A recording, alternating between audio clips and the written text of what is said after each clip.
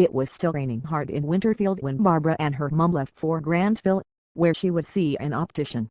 The night before had seen a debate in the living room between her mum and dad. She had a feeling it was about her. "It can't all be in her imagination," Mr. Hoffman had said. "After that Jeff kid was hanging around in the woods, maybe it was him that struck her." "Don't you tell her you think that," Mrs. Hoffman threw back. "We can't afford to take any risks, you know what Dr. McCroby said." She sighed. "We don't know how the situation with Colin has affected her. It's like everything I do or say scrutinized over and over again, and it's not even my fault." "You're very quiet this morning, Barb," her mum said. "Are you feeling okay?" "I'm fine, Mum, really," she lied. "I didn't get much sleep last night, I guess. The place we're going, it's where Jeff took me on Saturday. Did you see him in school?" She forced a smile.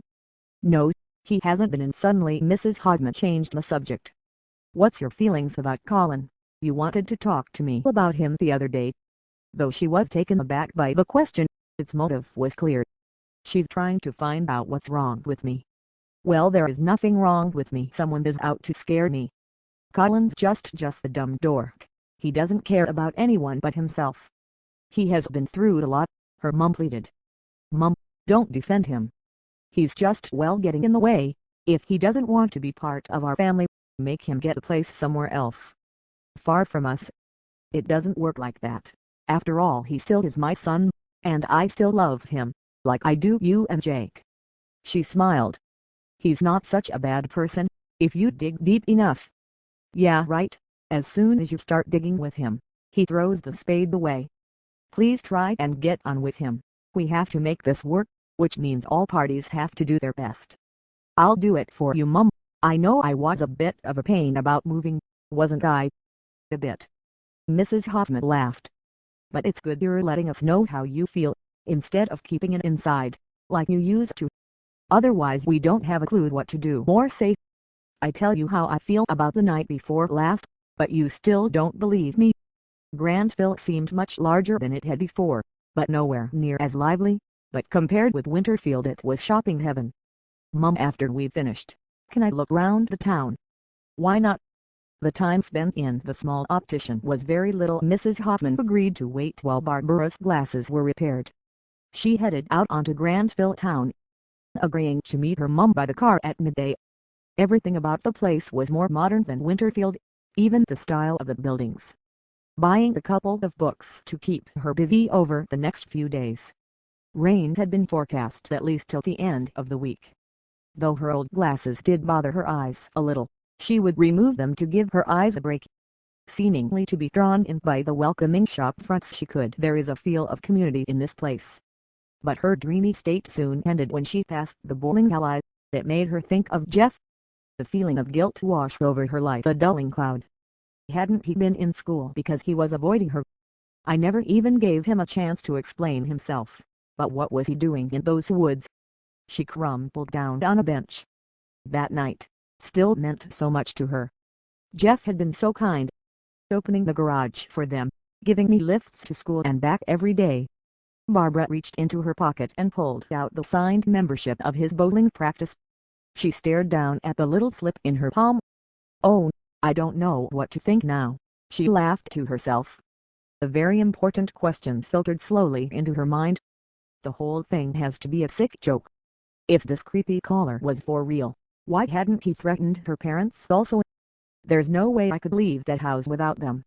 They sure went through an awful lot of trouble just to scare me. Meeting her mum, as arranged, they drove back home. With her glasses repaired, things looked a little brighter. Mud nearly all the way back sloshed the station wagon. In the afternoon she settled down to research Sarah Winterfield. Most of the articles said little about her or the family, more on the sadness felt by the townsfolk.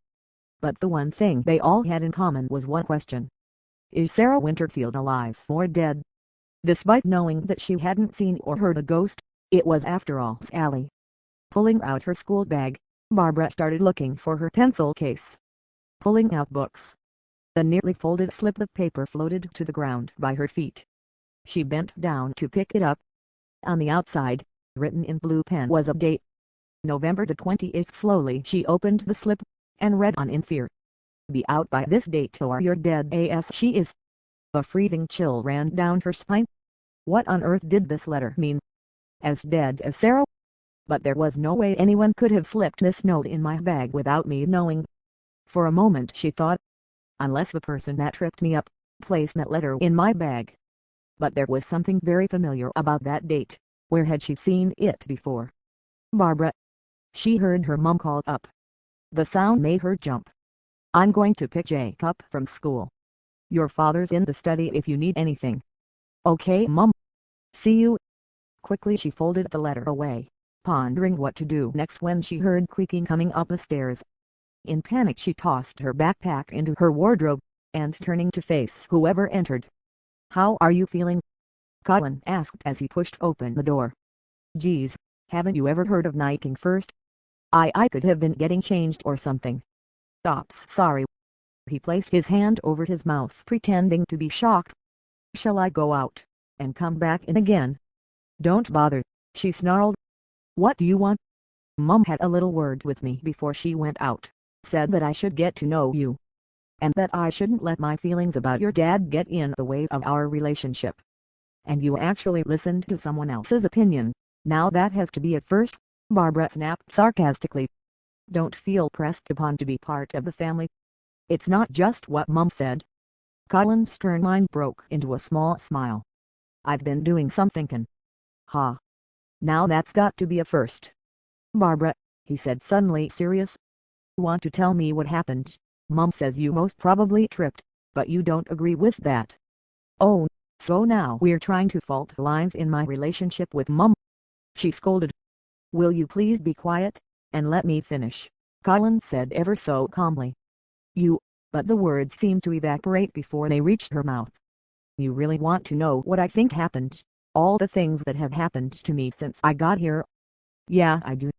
Mom seems to think everything should be normal, no matter what happens. Everyone should be happy in her life. Surprisingly, she found herself agreeing with everything her half-brother said. Telling him about the phones call, Sally, why she had been so scared seeing the dummy in the woods. Could it be your boyfriend, the one Dad caught in the woods after your date? But there's no way Jeff would trip me up, hit me from behind and stick the letter in my backpack. Her feelings for Jeff were still so mixed up she wanted to believe so much that he wasn't involved. He frowned. They left the letter in your backpack, let's see it. Okay. Slowly Barbara got her pack out and rummaged through it. Here we go. She handed Colin the letter.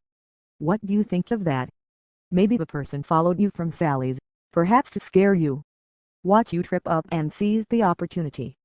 I guess, but why didn't the caller threaten Mom? But I was the one that answered the phone. They couldn't threaten someone who didn't. She smiled at him. Thanks, Colin. It means so much that someone around here to believe what I say. Sure, he mumbled.